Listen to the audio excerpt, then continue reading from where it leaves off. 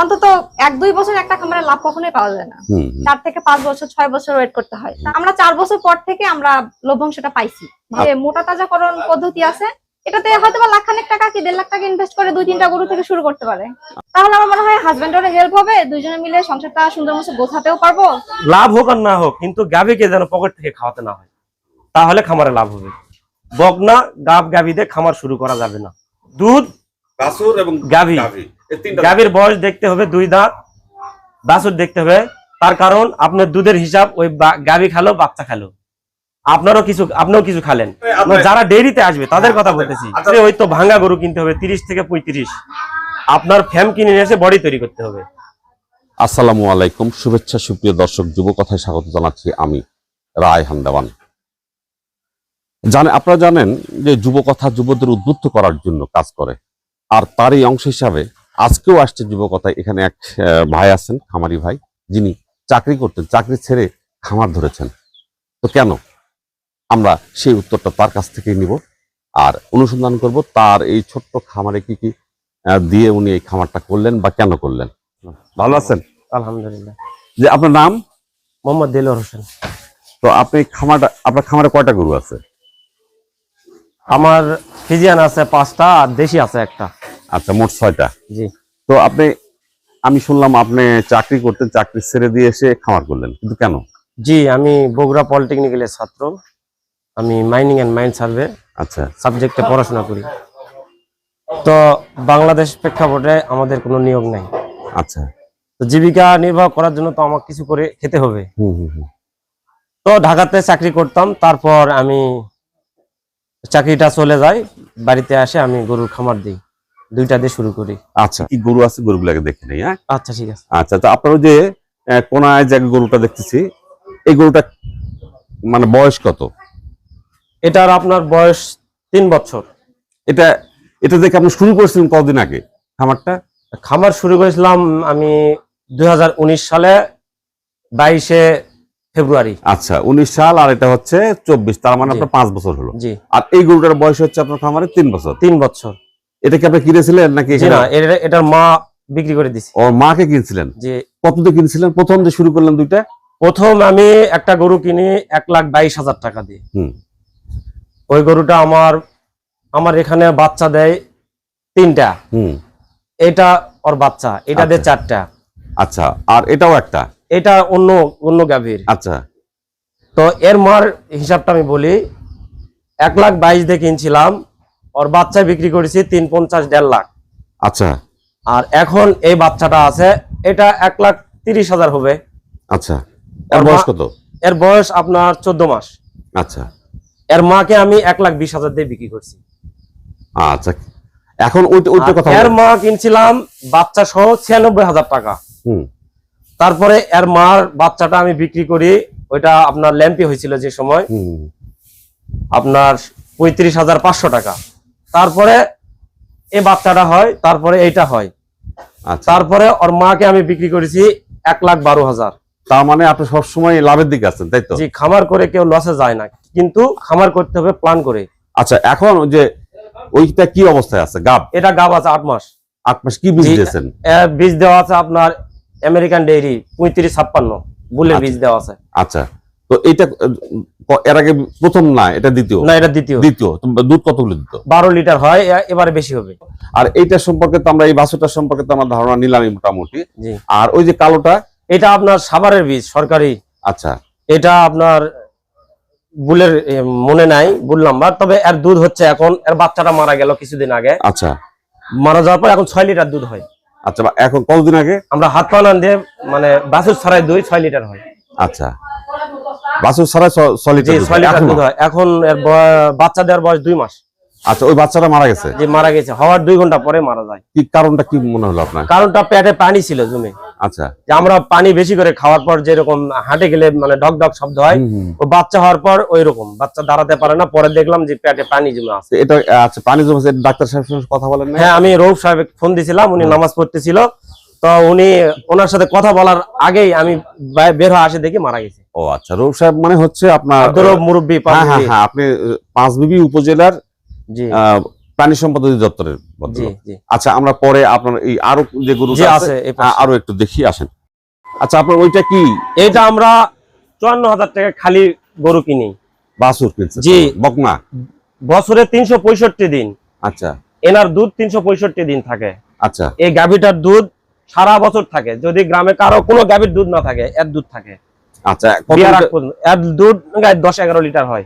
এখন এই বাচ্চা বড় হয়েছে, আচ্ছা, বয়স এখনো কত? 7-8 লিটার হয়। বয়স কত? ও জোয়ান, জুয়ান। জুয়ান মানে কয় দাঁত? 6 দাঁত না 8 দাঁত? 8 দাঁত। 8 দাঁত না? জি, তো 3 বার। 3 বার। একবারটা কি ছোট তৈরি করে নষ্ট হয়েছে? এটা না, আমরা কিনার থেকে নষ্ট। এটা আপনি কত কিনছিলেন যেন?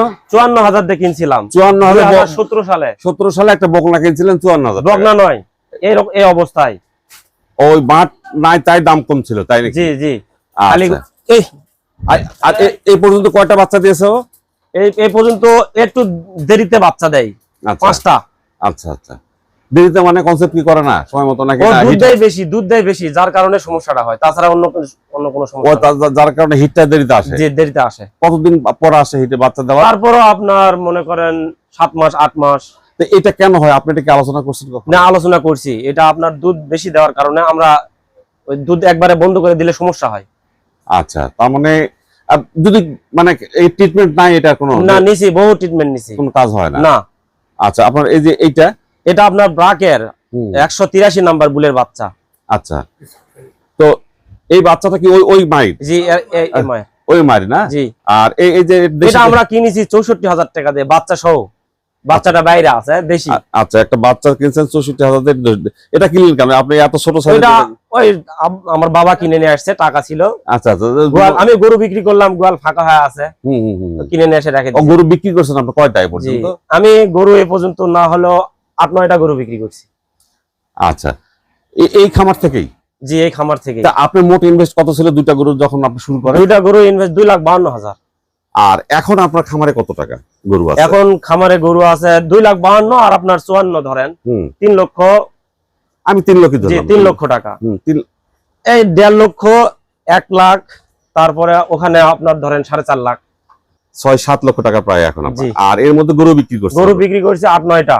আপনারটা দাম কত? ওগুলো আপনার 1,20,000, 30, 1.5 লাখও বিক্রি করছি। তার মানে এতে প্রমাণ হয় যে গরুর খামার করে লাভ আছে, কিন্তু প্ল্যান করে। আচ্ছা, প্ল্যান করে করতে হবে। আমরা যদি গরুকে গরুর মতো পালি তাহলে কিন্তু ওটা খামার হবে না, গরুকে মানুষের মতো পালতে হবে, ভালোবেসে পালতে জি হবে, তাই তো? জি। আচ্ছা, এখানে একটু কেমন যেন লাগছে, আমরা একটু ভালো পরিবেশে যাই কথা আচ্ছা, বলি। ঠিক আছে। আমি একটু বাইরে কোম্পানিতে চাকরি করতাম, হংকং এর আপনার ক্রিস্টাল গ্রুপে। আচ্ছা, তো ওই সাইটটা বন্ধ হওয়ার পর আমি আর কোথাও চাকরি খুঁজি নাই, তা আপনি কি বাড়িতে মনে- আসে খামার শুরু তাহলে করে দিয়েছি। আপনার কি মনে হয় যখন ওখানে চাকরি করতেন তখনকার অবস্থা আর আজকের অবস্থা? না, এখন ভালো আছি। কেন ভালো আছেন আপনি এখন? আপনার তো চাকরি নাই, আপনি চাকরিতে- ডিপ্লোমা ইঞ্জিনিয়ার। চাক- হ্যাঁ হ্যাঁ। যদি কেউ পরিকল্পিত ভাবে খামার করে, চাকরির আশা না করে, যে টাকাটা দিয়ে চাকরি নিবে 15 লাখ 16 লাখ টাকা ছাড়া তো চাকরি হয় না, ওই টাকাটা যদি কেউ প্ল্যান করে খামার করে, তাহলে আমি জানি চাকরির চাইতে বেশি টাকা আসবে। আচ্ছা, আপনি 15-16 লাখ টাকার কথাটা বললেন, এটা কি মানে আজকাল তো টাকা ছাড়া চাকরি হয় না। না, এটা কি আপনার বিশ্বাস নাকি সত্যি? যে বিশ্বাস, এটা আমার আশেপাশে বহু আছে যারা আমার চাইতেও খারাপ ছাত্র, তারা চাকরি করতেছে। আমি একজন ভালো ছাত্র, চাকরি করতেছি না। আমার প্ল্যানের মধ্যে এটাই চিন্তা ভাবনা, যার কারণে আপনি এই খামারটা গড়ে তুলছেন। আর আগামী দিন আপনার পরিকল্পনাটা কি? আমার খামারটাকে আরো বড় করার জন্য। কেমন বড়?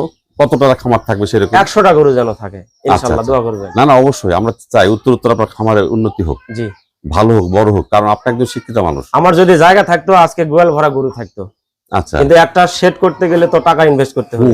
আমি দেখতেছি একটা শেড, যে টাকাটা নষ্ট হবে ওই টাকাটা অন্য কাজে লাগাচ্ছি, গরু আস্তে আস্তে কমে দিচ্ছি। এখান থেকে প্রত্যেক বছর 2টা করে বাচ্চা তো আসতেছি, তাহলে 2টা 3টা করে আসতেছি। তাহলে আপনার প্রতি বছর এখান থেকে কত টাকা আর্ন হয়? 1 লক্ষ টাকা আসেই প্রতি বছর? দুধের হিসাব আমি করি না, দুধ হিসাব কেন করেন না? ওটা তো খাবারের মধ্যে যা। আর এখন যে খাবারের দাম, দুধের টাকা দিয়ে গরুর খাবার হয় না। তাহলে লাভটা কি? বাচ্চা, তো বাচ্চাটাই লাভ। জি, বাচ্চা লাভ। আচ্ছা, আপনার গরুগুলো কি কি খাওয়ান? কে খাওয়ায়? আপনি? আমি খাওয়াই, আপনার ভাবি খাওয়াই। আচ্ছা, তার ভাবির সঙ্গে একটু কথা বলবো কিন্তু আমরা। আচ্ছা, ঠিক আর আছে। খাওয়া দাওয়ার ব্যাপারটা ওনার কাছ থেকে একটু শুনবো। জি, আচ্ছা, আসসালামু আলাইকুম। ওয়ালাইকুম আসসালাম। ভালো আছেন আপনি? জি তো আমি শুনলাম খামারটা অনেকাংশেই আপনি এই খামারটা রক্ষা করে আছেন, মানে জি তার সহধর্মিণী হিসাবে, তাই না? আপনি পড়াশোনা কত সেটা বলেন তো? আমি গাইবান্ধা এটিএ থেকে এগ্রিকালচার ডিপ্লোমা কমপ্লিট করছি। আপনি চাকরি খোঁজেন নাই? চাকরি সেভাবে খুঁজি নাই।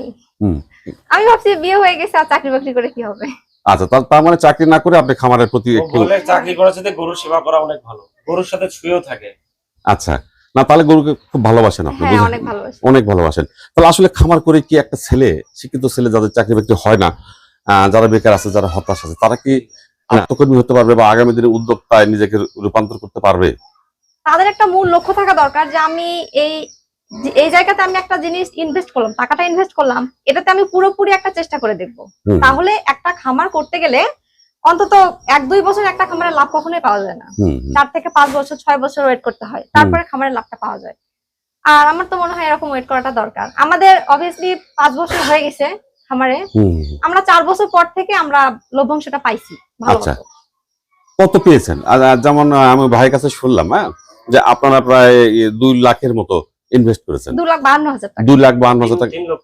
সরি, পরে আবার একটা কিনছেন। পরে আবার কিনছি, হ্যাঁ। 3 লক্ষ টাকা ইনভেস্ট করছেন 5 বছর আগে, 5 বছর ধরে আর কি। কিন্তু আপনার গোয়ালে এখন আছে কত, 7 থেকে 8 লক্ষ টাকার গরু। তা হবে, হ্যাঁ। আর কত টাকার গরু বিক্রি করছেন, তাই তো? অনেকগুলো বিক্রি করছি।